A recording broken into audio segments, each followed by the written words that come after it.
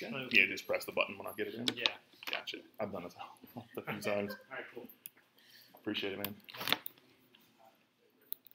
Notifications. Okay, bear with me one moment, guys. Just getting set up here. And let's see.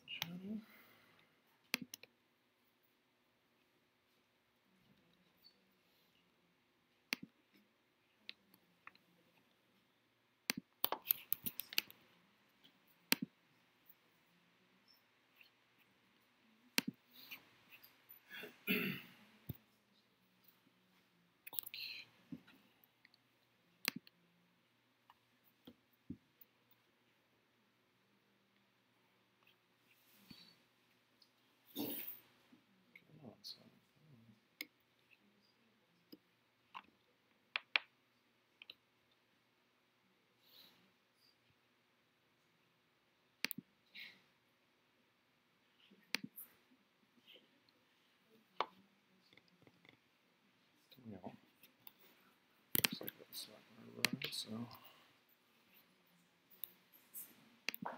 All right.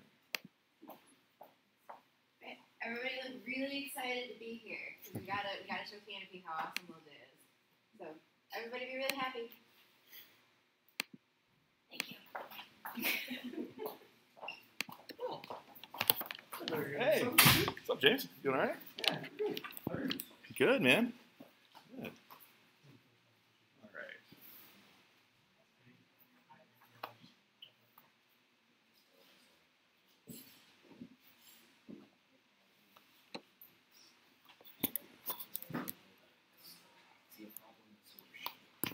It's on a different desktop. It's on a different desktop. I do have them enabled, I think, but I don't think I have one on at the moment. Is it just your Yeah, just the. extended basically and flipped? Yeah, I'm trying to remember where it's at now. Settings. Control F1. No, I mean, did you want to mirror it or not mirror it? Mirror's fine. Okay, so arrangement. Oh, here we go. Perfect. Perfect. Thanks, Paul.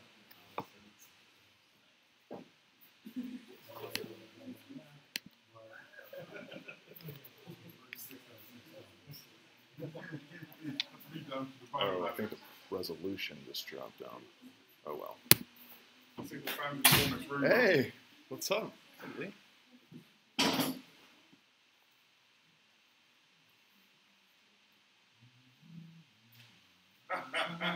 That's going for everyone's head, right? All right, guys. So, hi, this is Docksal. Oh, I do have that button, don't I? After I told him I knew how that worked. So there is, my name is Will Jackson. This presentation is Docksal, Local Development with Docksal. So, as I said, my name is Will Jackson. I am from Canopy Studios. We are a distributed design support and development agency based out of San Francisco, California. We're fully distributed, so we are all throughout Canada, well, North America, so Canada, United States, and Mexico. So, I guess just diving right in, what is Docksal? So I thought the best way to do that would just be to give you guys a quick demonstration. I got a couple of demos here, but this one hopefully will show us kind of what this is. So currently, let's go one directory back here. I want to remove, actually I don't need that, git clone. And basically I'm just going to clone this down into Docksal, Florida. Change that. I'll explain this while this runs. Florida. Okay. So what we're doing is we are cloning a repository, and once this is cloned, we are going to navigate into the, in this case, the Docksal Florida directory. I could have called it anything. And then just running this one command called fin int. This is going to be the last thing that runs, and that's what's actually running now. So what we're doing, it's grabbing some containers, it's creating some containers, it's setting up our environments. In this case, we're just waiting for the command line to become ready. This usually takes a moment here. And while we wait for this to complete, basically what Docksal, the benefit of Docksal is that you can keep everything in a repository, you can grab some code, you can run a command, you can build an environment. There really isn't much more than that. There's no talking to your senior devs on the team. There is no referring to documentation in most cases, although you should still have it there, obviously. So in this case now, we're just getting to the database part of Drupal. So this typically, when you're grabbing from Pantheon or some remote host, it's a process. You grab a backup, you download it to your machine, you import it manually. So Docksal can extract all of that for you. It's where one command can install your entire environment. So in this case here, this is just kind of the demonstration project with Docksal. So it's just kind of a bare Drupal 8 site. So there's not a whole lot involved with it. It's just a basic D8 site kind of out of the box. It's going to set up things like settings.local.php, some base configurations. We'll see that here in just a moment when it completes. So here we go. It took a little bit longer than my previous demos. It took about 30 seconds. This one took 50. But now we have this demo. So Docksal Florida.docksal. I can click this link and go to my local environment.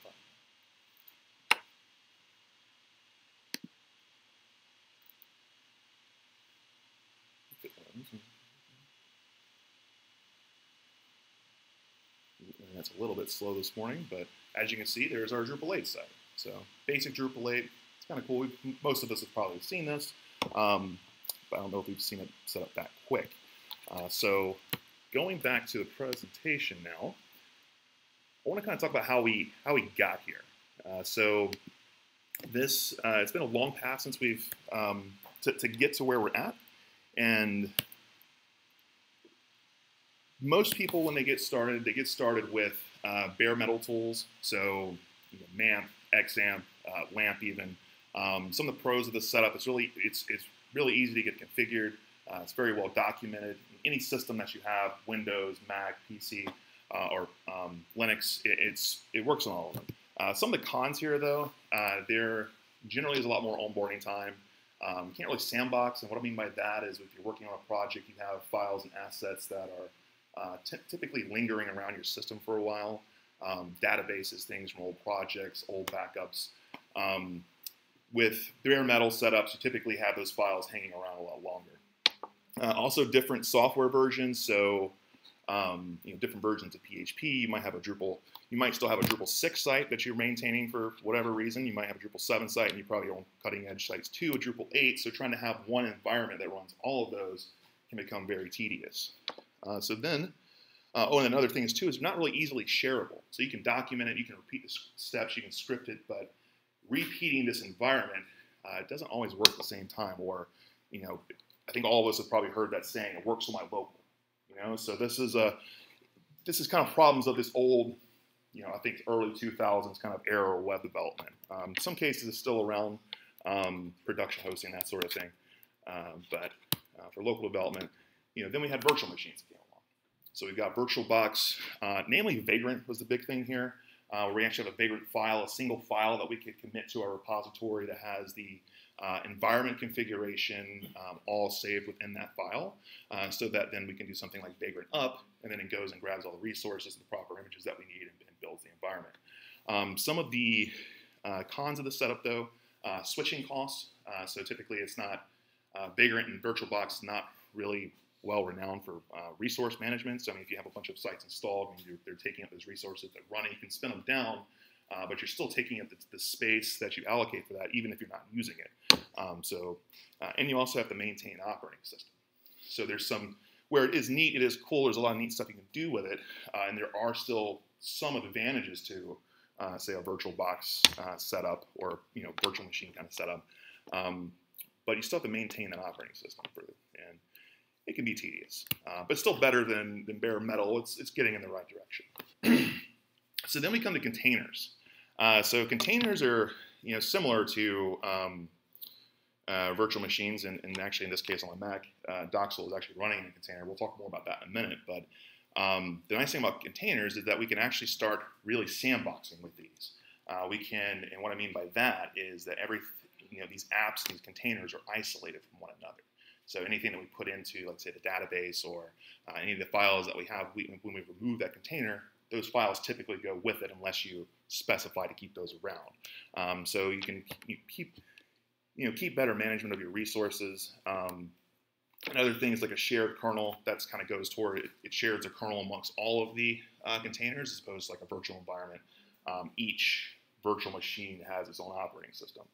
So then you're going to have additional resources allocated towards those. So containers, they're just more efficient with sharing. So in this case, the kernel, but just better saving with memory and space too, I find. So then we come to Docksal. So Docksal is, you think of it as a wrapper for Docker.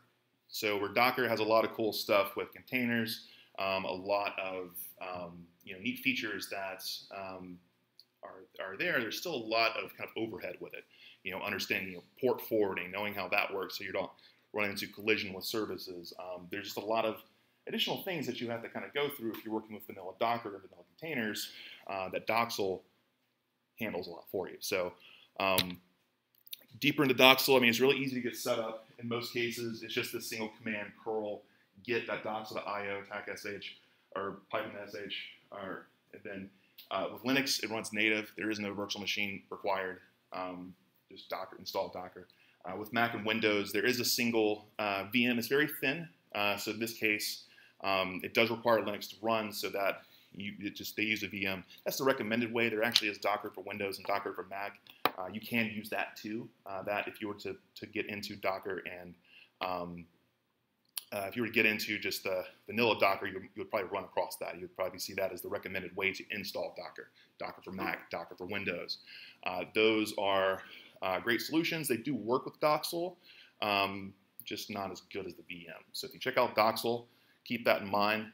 Make sure to look at the VM first and follow those instructions. And plus, if you're already using Vagrant, we have got a lot of feedback of conflicts with Vagrant on your local machine. We actually have identified a lot of these and wrote a pretty extensive blog post on how to get around this. So if you are using Vagrant or currently using Vagrant, looking into checking out something like Docksal, I would definitely recommend our blog post. One of our senior devs, Sean Dietrich, great guy, brilliant, wrote a great post on all the steps needed to get both of these playing nicely side by side. And then Docksal, as mentioned, it is cross-platform. So Windows, Mac, PC, it doesn't matter what you have, you can be using Docksal. So why would you, let's skip this slide here. It's got out of order. So why should you use Docksal? That's the first slide. I don't know why that was switched out there. Faster project onboarding. So as we saw initially, there was just a git clone. We went and grabbed our repo, we pulled it down, we ran one command, now our site's up. If you're working on a support project where you don't have a whole lot of budget associated with for the client or for the task, saving that time setting up your local environment really helps. Being able to pull in a developer that hasn't worked on this project in a while, or a new developer entirely, being able to put them in there and have them set up with their local environment in 5 minutes or less, that's huge. That's a huge time saver. You're not spending time on figuring out your local, building your local. I mean, in some cases, if you have a multi-site install with a Drupal 7 site, that might take a while to build.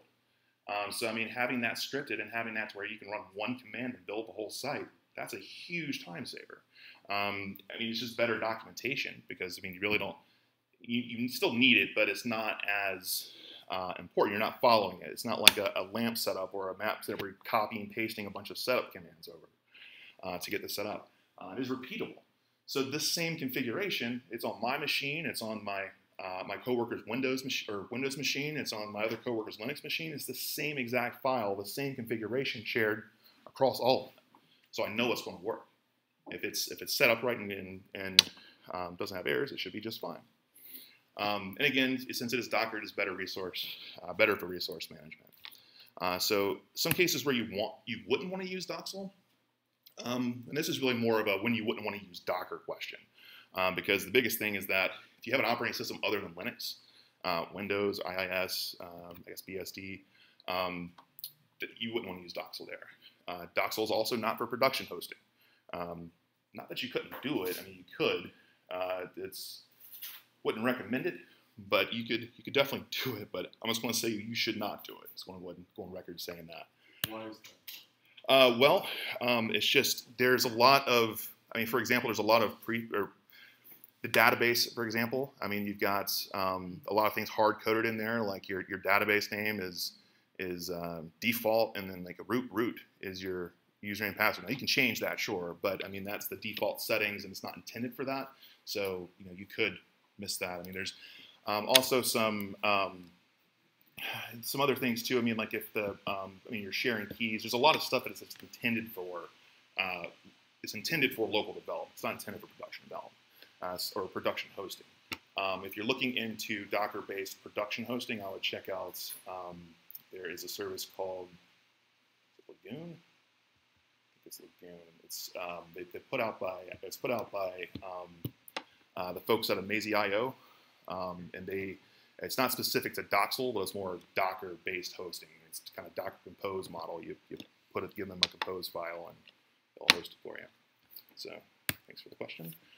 So anyway, going back to Docker or Docksal, I've got two setups here. So this is basically the architecture, the file system architecture. On the left, kind of a basic setup. On the right, a little bit more advanced. On the left, we've got get ignore file. That's just ignoring some of these like local files we have listed over here on the right. The commands directory. So this is and this is going to be a .docksal folder that is in your project. So this will actually be in your project somewhere. It doesn't have to be the Docker of the project, just somewhere in the repo.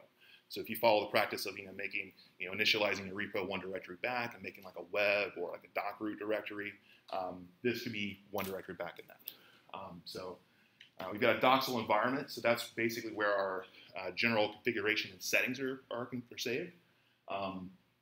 Etsy folder, so this will just be like extra configuration for various services. So in this case, in this basic example, I've got PHP, MySQL, basically the things that you would normally go put in like your my.conf or your php.ini. That's what you would be placing here in this Etsy directory. On the left, it's a little bit more advanced. So there is a docksal.yaml. So you don't, the only thing that's actually required is the .docksal folder.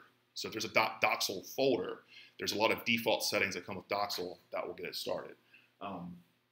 But most of that's kind of what you would generally want to start with, because it gives you a place to configure the site within your docksal.env.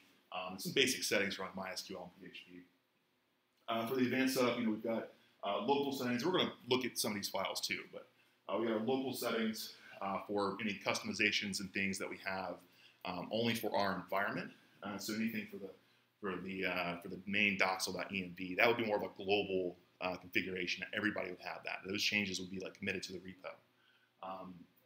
And then in this case, I've got a few more examples. So Apache, Drush, there's some cool things we can do with Drush, as well as Apache too. We'll look more about that in a minute. So those are kind of the difference of two different setups here. And we'll look more at these two. So as mentioned, docksal.env is generally for global settings, global project settings. You can also define some images here, specific images like PHP versions, PHP 5 versus 7. Again, all these changes and revisions on this file should be committed to the repository. This is a global thing, so this is a project-wide file. So, and then also similar to like the Drupal settings.local.php, there's a docksal-local.env, and that can be saved for like if you wanted to put like HT authentication or basic authentication, like a password wall to your local site, if you wanted to make it publicly accessible, you could do that. And this is what one looks like. I don't know if you can read that very well, but this is a sample file. So we've got our default stack. So that would be like, Pantheon, Acquia. You can set up different stacks for different environments that you have. If you have something like for Black Mesh or very specific hosting configurations, you can build your own stacks there. Most cases, the default will work just fine. In this case, we're specifying like the web server container, which is Apache 2.4, database image, command line image, which is going to have PHP 7 in this case. Dockroot by default, Docksal adds everything to a dockroot directory. But if you want to change that, you can just you can change this line here and say dockroot is like the current directory. So if you're on Pantheon or something, you don't really have the ability to specify, well, you do now, but you know, if you don't set up like a web directory or something, you just basically have your repo initialized off of a certain different place than where it expects, you can specify where it's going right here. And some additional settings too, like down here is xdebug is disabled by default.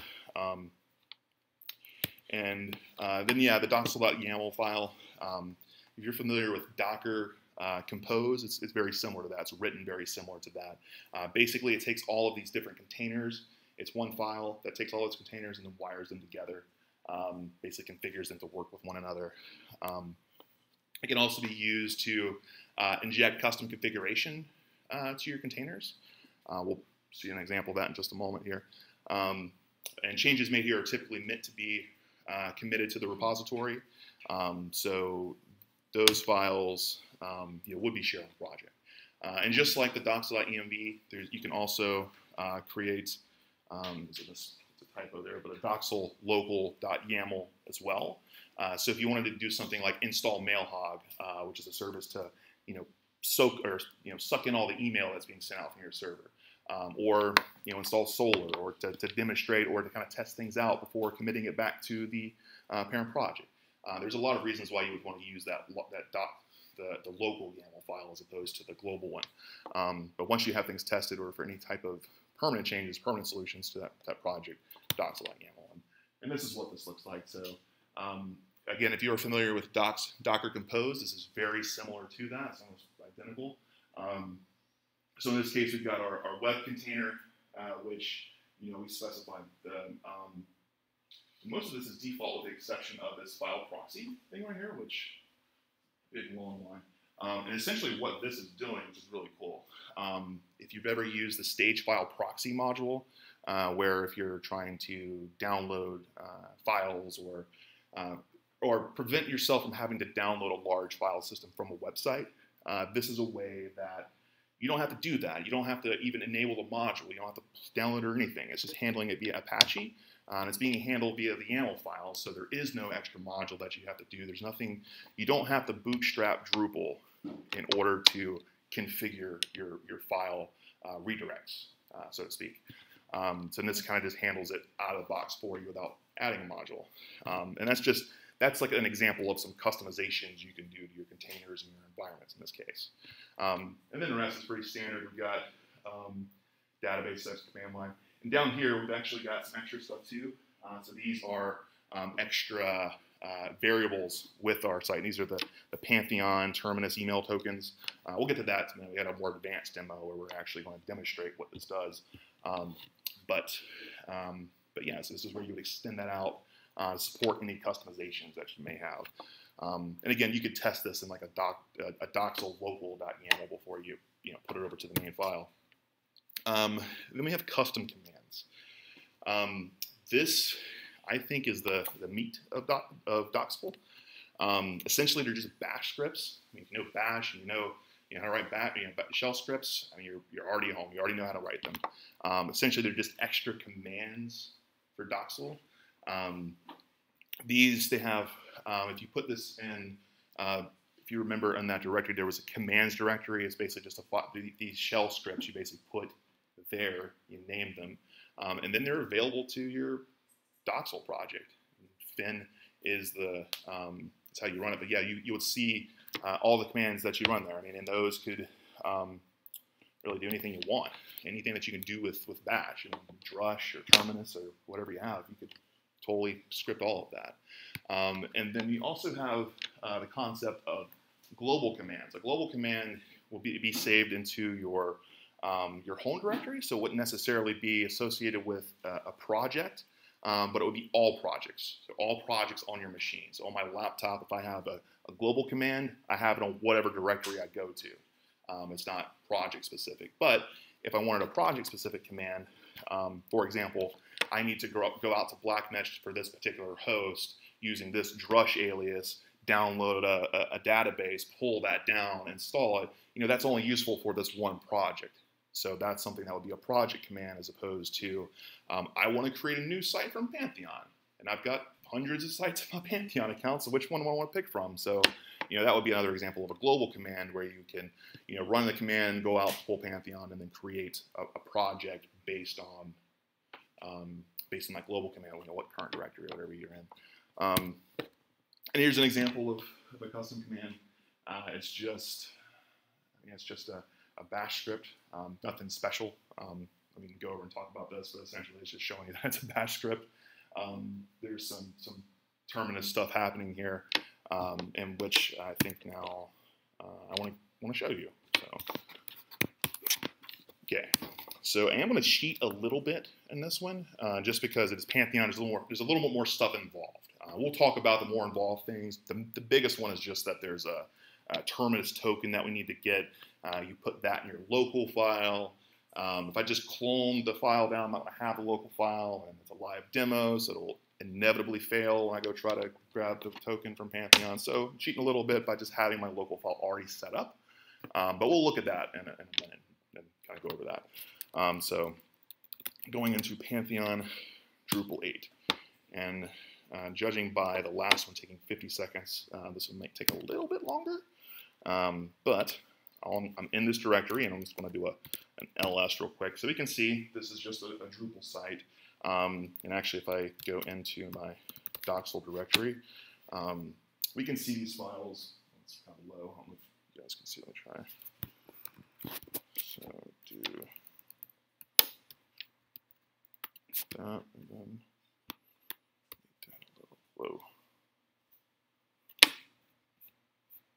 Okay, so basically we've got commands directory, local files, environments, and then the Etsy directory.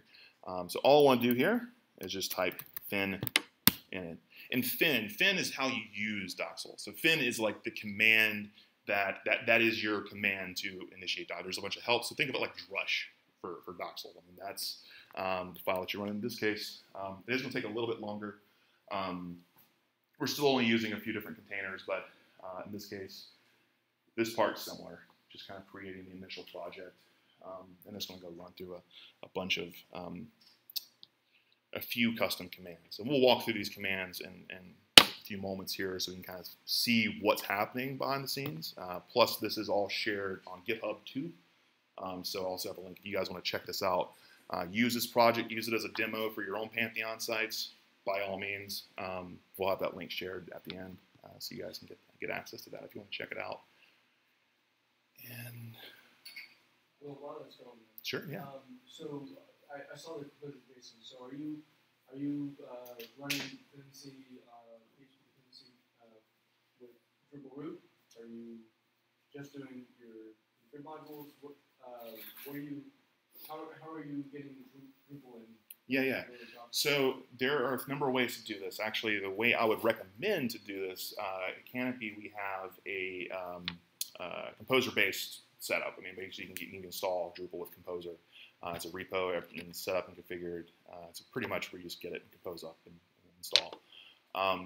This particular example, since it is Pantheon, I just went to Pantheon, said create me a new Drupal 8 Pantheon site, downloaded it and configured it with Docksal. I mean, that's literally all I did in this case. So there's a lot of other stuff happening here too. What we're doing, Terminus is a big deal. So basically there's the Terminus plugin, which is basically, it's its own composer. We could install, I can install Terminus, it actually is installed on my laptop, but I don't want to. I want to install it with a container because we're containerizing everything.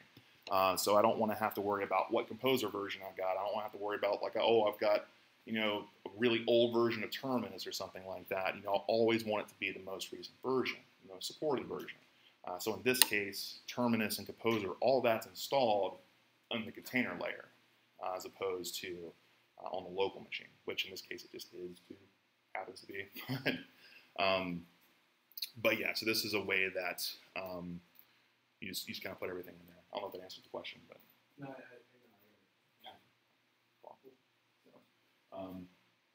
And this is about halfway complete here. Guess, does anybody have any questions while we wait for this to? So are you downloading Docker images with Drupal installed, or are you building Drupal inside of the Docker image? So we'll look at the repo on GitHub in a minute, and we'll take a look at it. It's just the only thing that I'm cloning down on the repo is basically what Pantheon gives us for their like press flow version of Drupal. Then there's those extra folders. So that's going to get, now what it's downloading now, in this case, it's just installing Terminus on the container. So it's installing the containers. Now I've already downloaded the containers prior to this because it would be a lot longer to go through and do that with my cell phone connection. But with this, yeah, I mean, you use the containers. There are a handful of them in this case. I mean, you have one for like Apache, you've got one for MySQL, you've got one for PHP. And all the various containers that you have are then wired together with that YAML file. So yes, I guess in a way, I mean, just like Docker, if you were to do a Docker pull and grab the image and pull it down, essentially what you're doing there. But these images, yeah, I mean, it's just kind of configured after you download them and install them and create them, it then sets it up. So it installs Terminus and Composer. So now we're already past the part where we have installed Terminus, we've installed Composer. We're actually now we've reached out to Pantheon via the machine token, which responded. We grabbed the database, imported the database. We were checking to see if there were any database updates that were needed to be ran. In this case, there were not. And then I just had it drop out a link, a ULI, to basically log into my site. So coming back here, again, as mentioned, this is a kind of a very clean base install of Drupal 8 on Pantheon, so there's not a whole lot here. Pretty much looks like the other site for the most part. But as you can see, go here, go back to my view. This is, so there's my Docksal demo. And that's pulled directly from my Pantheon project up on Pantheon. So if we go into the site, so if I do, so now that the site is installed, you need to work on Drupal. So I mean, there's a lot of tools that come there. So like Drush, for example. So Fin, Drush, and do a status so we can see it.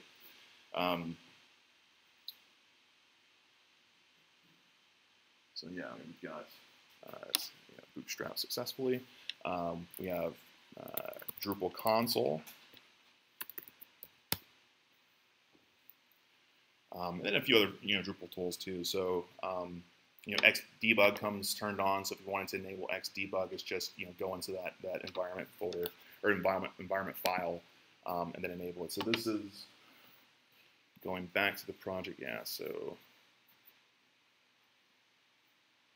if we wanted to enable Xdebug, you would just turn that, or you would uncomment that line, and then in this case just uncomment that line, save it, and then do fin up, and it would rebuild the images with with Xdebug enabled. And the same thing too, if you wanted to enable any configuration, change out a container image like a PHP 5.6 to a PHP 7, it would just be changing the line and run fin up to get that updated config. And then as far as the Docksal commands, we ran fin init, and this is effectively the init script. It's running a few other things. It's actually running init site, and then we're clearing cache and then doing the ULI. So init site is the big one here, and it's just doing some prerequisite stuff too. Is Docksal running? Is MySQL running? That sort of stuff. But then init site, that's refresh. But init site, that's going to run Terminus install. So that's where it's installing Terminus. And then the refresh commands, refresh the database, pulling the database from Pantheon. And then all of those settings for Pantheon are configured directly in the docksal.env. So Your Pantheon site, that's the actual site name, Pantheon, and then the environment that you want to clone from. That file, that stage file proxy, Voodoo I was talking about earlier, that is what this line is here for. Basically, it's just specifying the remote URL to actually go grab the files from. And the way we're doing that is with our YAML file. We're including basically additional host configuration for a virtual host, which is then dropped into the Etsy directory under host.conf. And that's what, and this is just an example of some more advanced configurations that you can inject into Docksal. In this case, the web server container. Yeah, and then drush. You can do things like include a drush alias.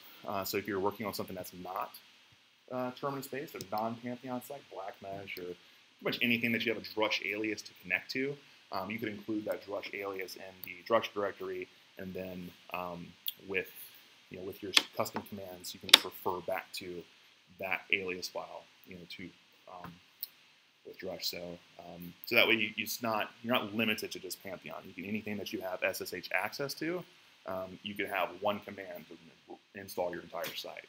And for a project that has, you have support projects. I work on support, so for me, it's really important. And I'm going to imagine most of us do work on Drupal sites in some capacity, and multiple in that case too.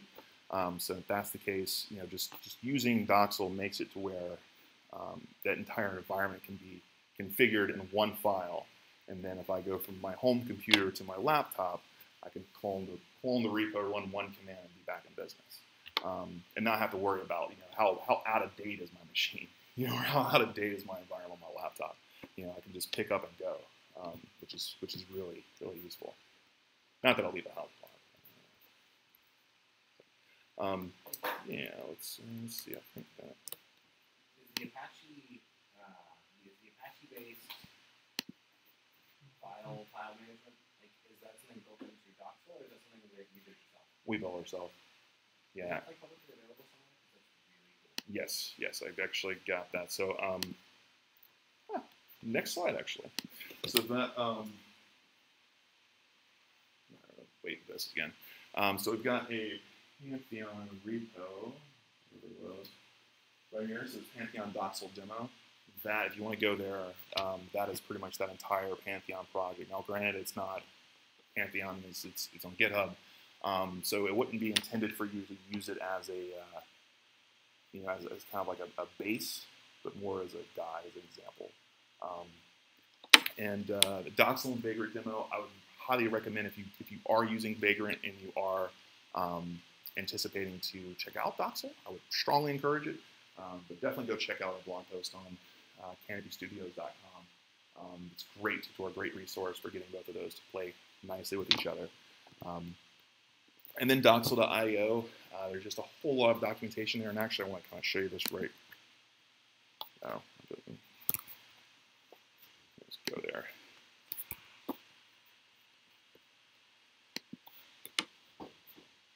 So this is one thing that I really like about Docksal is their documentation. It's great. It's really good. Probably the more notable things, though, are just some of the additional configurations that you can add. So just to kind of show you a few of them. So like Apache Solo, Behat, Blackfire, Ngrok. So Ngrok's actually built right into the Docksal. Like you don't have to install anything. So this is really cool. What is that? We'll see. We'll show you. So FinShare. So FinShare is a way, like you have a local environment that's local. You don't have, I didn't set up port forwarding on my router. I didn't do, but I want to be able to show my project manager this thing I'm working on. Or I'm having trouble with a particular view, and I know, but somebody else is really good with views, and they didn't come help me out. This is a way that I can do one command, FinShare, and now my URL is publicly accessible. I've got HTTP and HTTPS. So if I want to go here, I can actually go see that site via the Ngrok. That's what Ngrok is. Via this URL. And I mean, I've used this in airports before. I don't have an airport. I don't have control to the routers or anything there. I mean, it works great. And I mean, this is something if you guys want to go try to hit that URL, you should be able to access this Docksal demo site. What's that? Wow. Yeah, so I mean, like this is, and it's just like one command. And coming back here too, yeah, so I think that's me that's looking out there, but oh, that's somebody. Yeah, see. But yeah, so I mean, there's a lot of stuff. I mean, it's very dense. Like, Docksal is very dense as far as features. And I just want to close that. Fin help. That's the big ones. Fin share is always a fun one. I always typically forget that one to demonstrate that. Aliases. So like Drush, you can also set aliases for Docksal. So you don't want to have to go to a particular directory, or if you want to script with Docksal even further, it's a great way to do that. Yeah, I won't go through each single one of these, but I think another concept that's really good to understand too is that the SSH keys. So whenever I'm going out like via terminus, one of the things I was always running into with Docker is I need to have this public SSH key. I need to be able to go grab my repo. I need to be able to go reach out to Pantheon or to Blackmesh or whoever to get like a database, and I need to do that via SSH. I mean, I need to be able to do that and have that public key. One of the really cool things about Docksal is that whenever you install, whenever you create a new project, it takes the user that you started it with. So in this case, it's my W Jackson user on my computer, but it takes the public SSH keys that I have on my machine and just shares them with that container. So I don't have to worry about like creating a new key. I don't have to worry about sending that anywhere. It's just there. I mean, it's already in GitHub. It's already on Pantheon. I just run the one command and pull it down. So that's really cool. Yeah, I mean there's a lot I could talk about on this, but there's I guess, does anybody have any questions, any specific questions with this? Have you used Docksal and you had a hard time with it? You use Docksal and you love it. What's that? Yes, so that's a great question. So it works with Drupal, it works with WordPress, pretty much anything that runs on Linux, Gentoo. Laravel, we've got some Laravel projects that run on it. I had a couple of Python projects running on it, and that was just more for fun. I don't know why I wanted to do that, but anyway, I was trying to see if I could do it one day. But yeah, I mean, you can, it's open source, it's completely free. Docksal.io is the site. Yeah, check it out. So, yes, sir.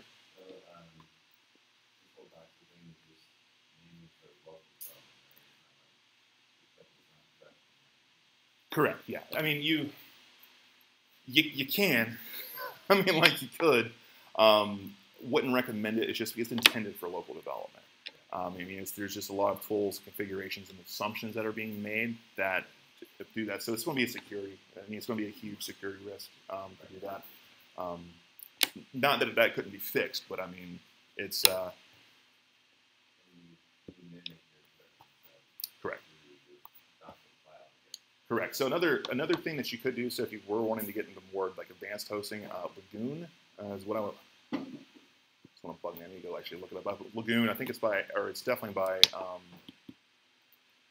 the folks over at Amazy. That they use, I want to say, Docker Compose, so it'd be very similar to like your Docksal YAML file. Instead, it would be a little bit of a, little bit of middle, not quite a one-to-one because you're going to have some additional files on your side. But and there's also Docksal does support things like Circle CI right out of the box. So like that. Now I don't have much prepared in the lines of that, but that is something else you could look into. As far as deployments and just basically setting up deployment scripts. So if you have something like Pantheon, you could spin up, once you have a PR, it could spin up a new environment for review, and then, once it passed the, past tests that you may have, PHAT tests or anything like PHP unit tests, whatever, and that would then kick over and say like a Pantheon multi-dev or a dev. There's a lot you can do with it. Direct production hosting, I don't say it's quite there yet. I mean, wouldn't, in theory, it wouldn't stop you. You could do it, but just be careful. So, yes, sir. I was just curious, going from that question, if you or anybody tried using production Docker images, integrating your production Docker images into your Docksal environment so that you're the same images. Yeah, you absolutely could. I mean, like we haven't like, I guess the direct answer to the question, no, I haven't tried it. I've tried it. I haven't done it like perfect or long term, or I guess done it on production, I guess, so to speak. But you could do it. You absolutely could do it. I mean, these are just images.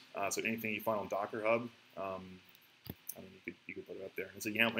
It's pretty much just a Docker Compose YAML. So I mean, anything else beyond that that you would typically do, like in Docker Compose, you could also do there too. So. Yeah. Do you have any comments about Vagrant, Docksal, and Lando? Right. Yeah. So Lando, I haven't worked much with Lando, so I guess full disclosure there.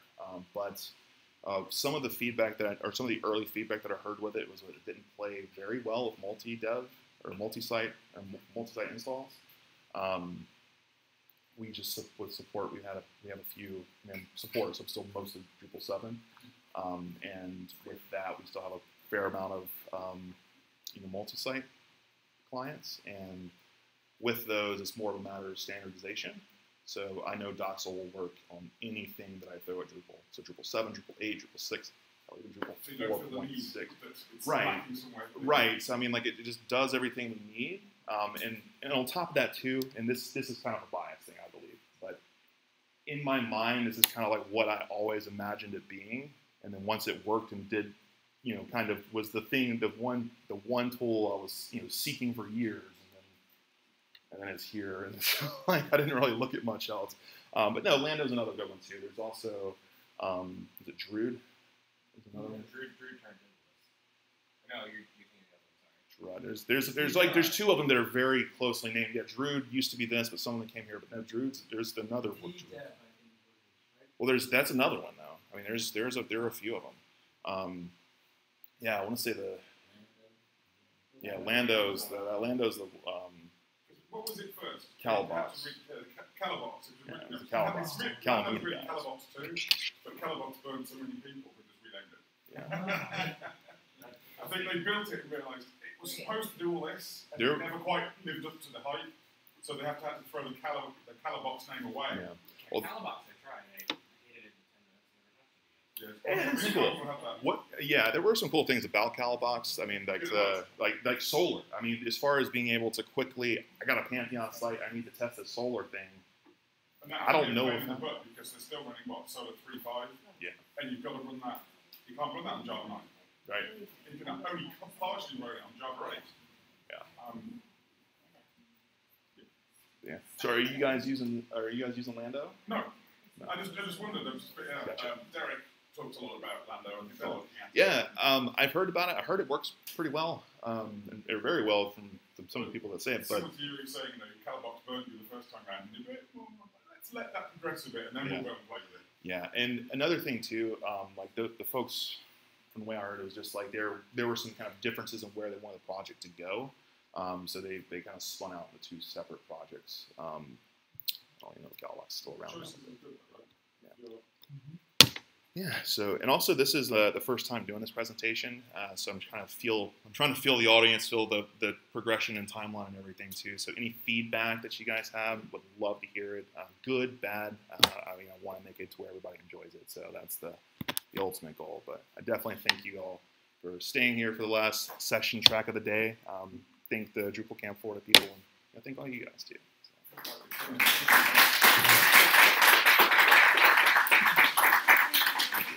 So I guess any more questions? Or? Ready for lunch, huh? All right. Ready to go in the kitchen table. Yeah. It's pretty warm in here. They can give you God, it's so hot, man. Oh my God, it's quite different. Is it nice? You can feel it's like the equilibrium. Cool. Good presentation. Thank you. Yeah, so much. This is great. Awesome. Yeah, I'm Do you guys do immutable images in production? I have a question. Oh, most likely. That's not mine. I think it's like 80% of our clients are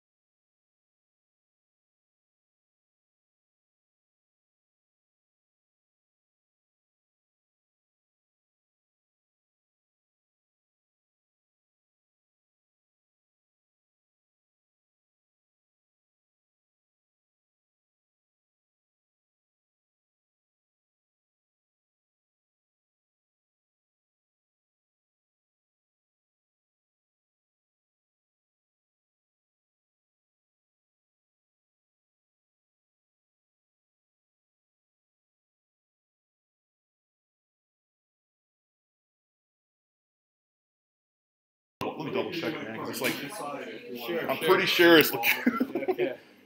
Amazing IO Lagoon. But your questions were awesome, even in my session. I was like, who was that guy?